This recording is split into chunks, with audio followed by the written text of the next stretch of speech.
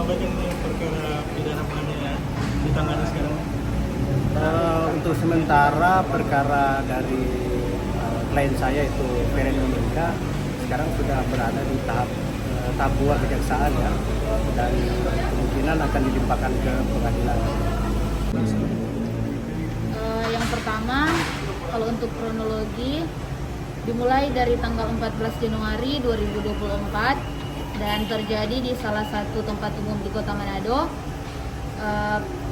Yang pertama, Feren waktu itu sudah mau keluar dari salah satu tempat umum di Kota Manado dan terjadilah penganiayaan kepada Feren, pada saya, tanpa apa ya, kata orang Manado bilang, tanpa ada aba-aba ataupun tanpa ada, bagaimana kalau orang Manado bilang, baku adu mulut begitu.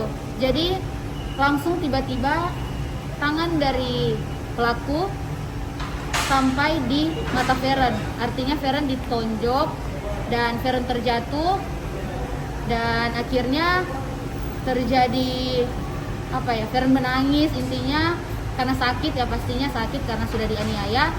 Dan singkat cerita dipisahkan, tapi Feren tidak ada sama sekali apa ya, membalas ataupun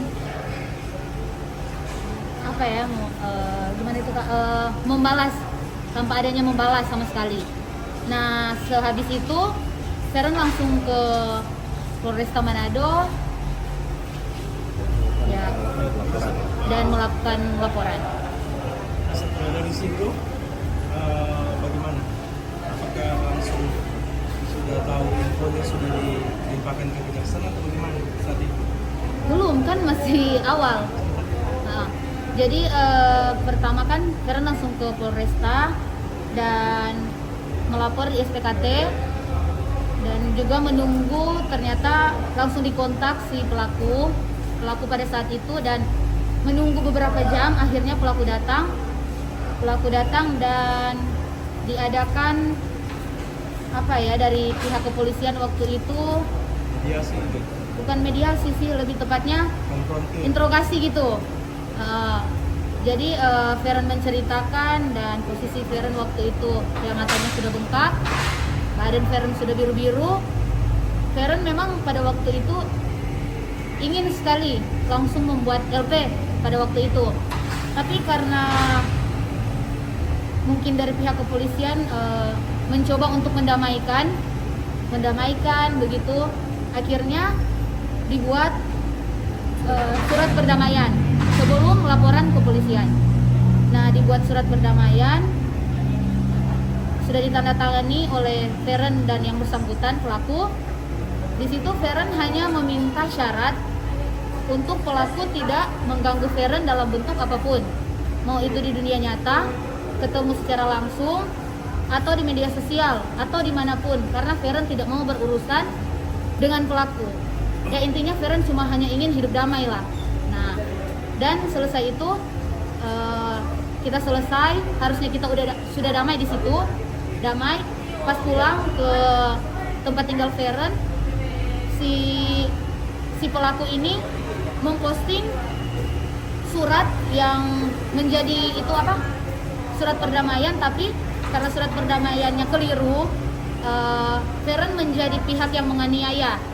Jadi taputar, dan dia membuat story seakan-akan memperlihatkan kepada orang-orang bahwa Feren yang menganiaya dia, yang bersalah. Dan di situ kan Feren maunya kalau terjadi perdamaian pada saat itu, pelaku jangan mengganggu hidup Feren lagi. Tapi dia memposting lagi kayak Feren punya bukti, dia memposting lagi sama dengan mengatai Feren lagi, dan sampai bilang kompres ya matanya begitu, kompres tuh mata, dan kayak dia memperlihatkan dirinya jago, bangga telah menganiaya Feren, sampai dia menghina mungkin fisik Feren, maaf, dia bilang karena Feren apalah, pokoknya itulah, intinya begitulah. Nah, panjang sekali, dan setelah Feren lihat, dia tidak mengindahkan hal tersebut. Setelah Feren lihat juga postingannya masih tetap mengganggu Feren seperti itu, dan Feren tidak terima saya tidak terima dan akhirnya posisi Pak waktu itu saya udah babak belur, mata udah bengkak, badan udah biru-biru. Akhirnya mata saya udah kayak apa ya, kabur-kabur begitu. So kabur, akhirnya kita balik ke Polres dan melakukan LP, laporan polisi, buat laporan. Dan akhirnya saya langsung dibawa ke Rumah Sakit Bayangkara untuk divisum. Lalu kembali lagi ke Polres, kan surat visum tapi ditemani oleh pihak kepolisian, waktu itu diantar lah. Dan setelah itu proses berjalan. Nah itu waktu ditegaskan kembali, Hah? dipukul itu karena apa? Oh, dipukul itu kalau dari Feren pribadi, Feren tidak tahu karena apa. Karena Pak begini, kita lagi jalan, tiba-tiba langsung dipukul. Jadi kita kayak, ini siapa? Jadi kita nggak tahu karena siapa. TKP di mana lokasi? TKP di salah satu tempat hiburan malam. Malam kan, ini pasti malam kan. Heeh. Itu yang tanggal berapa? 14. 11 Januari 2024. Heeh. Terus langsung jadi ini kan statusnya sekarang bagaimana untuk perkara ini, status korban statusnya sekarang sudah sampai di mana, dan gimana, mungkin ada yang perlu disampaikan? Tadi yang soal apa? Lantai. Untuk sekarang prosesnya udah tahap 2 di tahap kejaksaan ya. Sekarang menunggu dilimpahkan. Jadi kemungkinan masih menunggu apakah bisa bulan ini dilimpahkan atau nanti Januari, karena kan sudah memasuki cuti kan, cuti tahunan. Jadi dari pihak kita masih menunggu dari pihak kejaksaan. Status pelaku? Status pelaku sekarang sudah tersangka, sudah tahap 2 kejaksaan. Jadi status apa dia? Dan apa? Sekarang Tahanan udah kota. tahanan kota sekarang, tahanan kota. Tahanan kota. Sebelumnya sebelum jadi tahanan kota, apakah ada pertemuan untuk mediasi lagi dari keluarga pelaku atau bagaimana? Atau ada permintaan maaf? Tidak ada permintaan maaf. Untuk sebelumnya sudah terjadi pertemuan antara kedua belah pihak pada saat kejadian. Cuman saat itu Tidak, pas di Kejaksaan Bogor ini. Oh, dikejar. Pas di Kejaksaan Bogor ini ada nggak? Oh, ada. Pertemuan lagi sampai di kalau di kejaksaan telah terjadi pertemuan di mana dari pihak pelaku dan korban ada pertemuan untuk perdamaian di RC, tapi untuk hasilnya tidak ada hasil apapun. Oke, terakhir mungkin harapan dari Bapak PH dengan Korban. kliennya ini seperti apa dengan statusnya dia tahanan kota? Mungkin ada yang perlu disampaikan atau harapan, silakan. Harapannya sih semoga dari pihak kejaksaan membuat tuntutan yang seadil-adilnya untuk klien saya lah, dan dari hakim memberikan putusan yang seadil-adilnya. Jadi acara siap mengawalkan. Iya. Barunya. Oh, siapa kira Pak? Itu. Mungkin dari pengacara kan ada sampaikan juga tadi dari Masalah uang ya. 30 juta. Masalah uang 30 juta itu sebenarnya itu minta ganti rugi, karena kebetulan klien saya adalah selebgram, di mana pada saat itu selama 3 minggu klien saya matanya terganggu karena bengkak kan. Jadi selama itu dia tidak menerima endorse, karena di mana klien saya ini dia penghasilannya melalui endorsement kan. Jadi selama 3 minggu tidak menerima endorse. Dan pada saat itu, saat pilkada, saat pemilu itu banyak endorse yang meminta klien saya, sehingga itu klien saya membatalkan semua endorse yang menawarkannya. Kira-kira kurang lebih, apakah hanya 30 juta yang ditaksir kerugiannya kurang lebih? Apakah lebih dari itu? Sebenarnya lebih dari itu, karena pada waktu itu kan enggak apa-apa sebut pemilihan presiden. Iya. Nah, karena waktu itu di bulan Januari itu kan lagi kampanye presiden, dan endorse pada waktu itu dia naik tinggi-tingginya, dan Feren sebenarnya bekerja sama dengan salah satu capres paslon pada waktu itu, tapi karena kejadian itu Feren tidak bisa hadir, dan Feren dikontrak ada beberapa video, karena waktu itu setiap pertemuan pasti dibayar. Kalau untuk nominalnya lebih dari itu, lebih dari 30 juta. Itu cuma hanya untuk endorse presiden, calon capres waktu pemilu lah ya. Jadi paling terakhir dari kita waktu minta ke pelaku langsung PR ini ya, inisial PR. Itu bulan berapa waktu diminta itu? Masih di Polres itu. Masih di Polres. Terus responnya dari pelaku ini bagaimana, dia mau nggak? Tidak mau. Dari pihak waktu itu masih terlapor kan, dari pihak terlapor waktu itu tidak mampu untuk membayar. Tidak ada negosiasi dari pelaku. Tidak ada negosiasi sih, cuman katanya tidak mampu. Bisa sekian gitu. Iya. Enggak. Tidak ada negosiasi, cuman kata dari Cuma dia sudah bilang ya, enggak mau. bahwa nominal itu tidak mampu, terlalu besar untuk terlapor. Ada satu tambah pas waktu di Polres juga masih satu kali baku dapat dengan waktu itu masih saya lupa dia masih terlapor atau tersangka, kita lupa. Sempat diadakan pertemuan oleh penyidik pada waktu itu dan dia membawa katanya keluarga, tapi ya mungkin dia membawa keluarga dan Feren, kalau mereka kan bicara soal uang, waktu itu Feren ditawari uang 3 juta dan katanya damai. Uang damai, uang Iya, 3 juta. Dan Feren maksudnya nominal itu bukan tidak menghargai uang, tapi menurut Feren sangat-sangat jauh dari ganti rugi, jauh sekali. Jadi ya kurang lebih seperti itu. Jadi waktu RG di Kejaksaan sempat juga kan diupayakan perdamaian, itu tanggal 13 Desember 2024, beberapa hari yang lalu. Dan sebenarnya kalau dari Feren bilang langsung Pak tersangka PR, inisial PR, saya bilang langsung kalau Feren itu tidak butuh ganti rugi secara material karena cukup lama. Feren pikir ya Feren cuma mau lihat apakah dia benar-benar tulus untuk meminta maaf dan apakah dia benar-benar menyesali perbuatannya kepada Feren, cuma itu saja. Tapi bukan lama kelamaan pada saat diupayakan perdamaian di kantor kejaksaan, Feren tidak menemukan hal tersebut. Maksudnya Feren tidak dapat lihat kalau PR ini benar-benar menyesali dan benar-benar tulus dari hati for meminta maaf.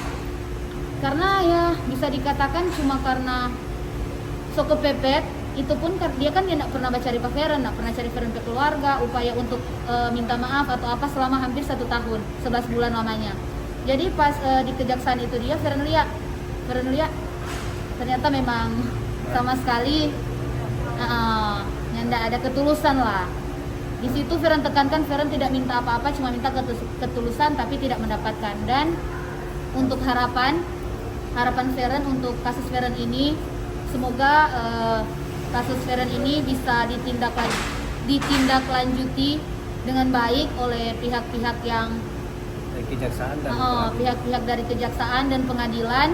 Semoga dari pihak kejaksaan secepat mungkin untuk melimpahkan berkas perkara Feren ke pengadilan, dan semoga dari pengadilan juga bisa untuk memberikan keadilan yang seadil-adilnya kepada Feren selaku korban, karena memang benar di sini Feren telah dirugikan, Feren telah dianiaya, dan Feren telah mendapatkan apa ya kalau bisa dibilang Kak, mental. Karena ini waktunya sudah hampir 1 tahun, sudah cukup lama. Feren merasa tidak aman karena ya dia hanya tahanan kota, tapi Feren menghargai putusan-putusan yang ada. Semoga di pengadilan nanti Feren mendapatkan hasil yang seadil-adilnya ya. Thank you. Dugaan tindak pidana penganiayaan yang terjadi Januari kalau tidak salah, terus baru ditetapkan tahap 2 begitu, jadi tahanan kota kepada pelaku. Bagaimana Pak? Bisa ceritakan kronologi? Oh ya, jadi saya sebagai pihak dari tersangka, tetapi itu dilakukan pada saat tahap 2. Kemudian dari pihak kami itu mengajukan permohonan penangguhan atau status tahanan kota. dengan alasan 3 bahwa antara korban dan pelaku itu ada perdamaian. Sudah dilakukan perdamaian, kemudian dia bikin LP. Dan kedua, dalam kurun waktu dari penyidik ke pihak penuntutan kepada Kejari Manado itu ada pertemuan mediasi untuk penyelesaian. Tapi ada salah satu syarat yang diminta oleh korban yang oleh pelaku itu bukan tidak bisa dipenuhi, tapi belum dapat dipenuhi. Nah, itu. Jadi pada saat kami memasukkan permohonan penangguhan atau status pengalihan tahanan dengan syarat 3 itu, maksudnya bukan syarat, dengan ya alasan 3. Pertama, klien kami itu dalam masa untuk ujian skripsi. Kemudian kedua, ada perdamaian dan itu juga dijamin oleh orang tua. Berikut, yang bersangkutan kooperatif. Jadi alasan untuk ya penangguhan kan ada 3, tidak melarikan diri, menghilangkan barang bukti atau melakukan ya tindak pidana yang lagi, sehingga permohonan itu kita ini ya dikabulkan dengan 3 alasan tadi. Begitu. Ya, untuk kliennya Bapak, inisialnya siapa Pak? Ini pelaku inisialnya saja. Siapa? Yang mahasiswa ya? Mahasiswa PR. Siapa Pak? PR. PR. Ya. Itu dari tanggal berapa Kota Pak ditetapkannya di tahanan kota? Sejak hari apa ya Pak? Ya minggu lalu lah, waktu tahap 2. Saya juga sudah lupa. Mana lagi Pak? Cukup atau? Cuma berapa Pak pelaku itu? Berapa orang yang tahanan? 1 orang. Ingin saya tambahkan di sini bahwa sebenarnya masalah ini ya adalah akibat dari persoalan muda-mudi. Jadi antara pelaku dan korban ini memiliki ya pacar yang sama. Jadi ini terjadi cuman karena ya persoalan muda-mudi. Cinta segitiga. Muda-mudi zaman sekarang. Cinta segitiga. Ya begitulah. Nah, sehingga memang ya dari pihak laki-laki ini memang ya sebenarnya juga harus dicari tahu. Tuh. Karena persoalan ini sebenarnya tidak perlu panjang seperti ini. Tapi akibat tidak kondusif waktu lalu. Gitu. Jadi intinya bahwa kita mengajukan permohonan penangguhan atau status tahanan karena itu kan diatur dalam KUHP. Itu hak tersangka. Itu hak tersangka. Gitu. Jadi kalau dari pihak-pihak lain ya itu kecuali tidak diatur dalam KUHP. Gitu. Dan oleh pihak jaksa juga ya sudah melihat dari sisi objektivitasnya. Oke. Ada perdamaian kapan? Kepada kepala kejaksaan, kemudian diwakili oleh pejabat PLA Pak Kasipisus, disetujui tahanan kota. Karena kita majukan permohonan, kan bukan urusan kita, urusan mereka, ya toh para pejabat di kejaksaan. Dia setuju tahanan kota, ya kan? Jadi kalau di korban memang saya itu urusan dia, bukan urusan Toran. Toran ada urusan itu. Pak, kalau si kliennya bilang ke bapak-bapak pengacara, faktanya seperti apa sebenarnya perkara ini? Dibilang dugaan penganiayaan. Dia tidak pernah aniaya, malah dia disenggol oleh dia punya mantan, seorang polisi di pub. Polisi ada di pub, jatuh dia. Dia jatuh, dia tidak pernah pukul. Dia tidak pernah pukul, dia tidak pernah aniaya. Kita akan buktikan di persidangan. Dia tidak pernah pukul. Kok 351? Di mana 351-nya Pak? Tikam, pukul, tendang, skop, itu 351. Dia tidak pernah laksanakan itu. Kalau dari korban sendiri bilang apa Kak? Ini Ada pihak, itu korban punya hak. Tapi kita punya klien tetap bertahan. Nah, apakah waktu pertemuan di Kejari lalu korban bilang bahwa dia dipukul di apa enggak? Atau bagaimana? Mana? Waktu pertemuan di Kejari kemarin. Oh, kami tidak hadir. Oh, nah, Nggak hadir. Jadi Nggak hadir. waktu perdamaian itu kan mereka berdua. oh, kira sudah dampingi. Kami tidak hadir. Dan yang terakhir mungkin ya seperti saya katakan tadi, masalah permohonan penangguhan penahanan itu hak tersangka dan diatur dalam KUHP. Begitu. Itu diatur dalam Yang KUHP. memberikan penahanan kota adalah kejaksaan, bukan toh. Orang mengajukan permohonan, dia setuju. Kok dipermasalahkan? Bukan urusan korban. Itu hak daripada kejaksaan. Hak daripada kejaksaan negeri. Itu hak. Kalau beliau setuju kan betul. Dia tolak juga kita terima. Ya, toh. Beliau tolak kita punya permohonan kita terima. Ya, toh. Dia terima kita terima. Ternyata beliau terima. PLH itu Pak kasih isu. Terima. Kanan kota. Dan dia wajib lapor. Tadi pagi dia melapor. Tadi pagi dia melapor. Dia kan Oke, Pak. tidak ada apa-apa. Mantap. Ya, toh. Itu.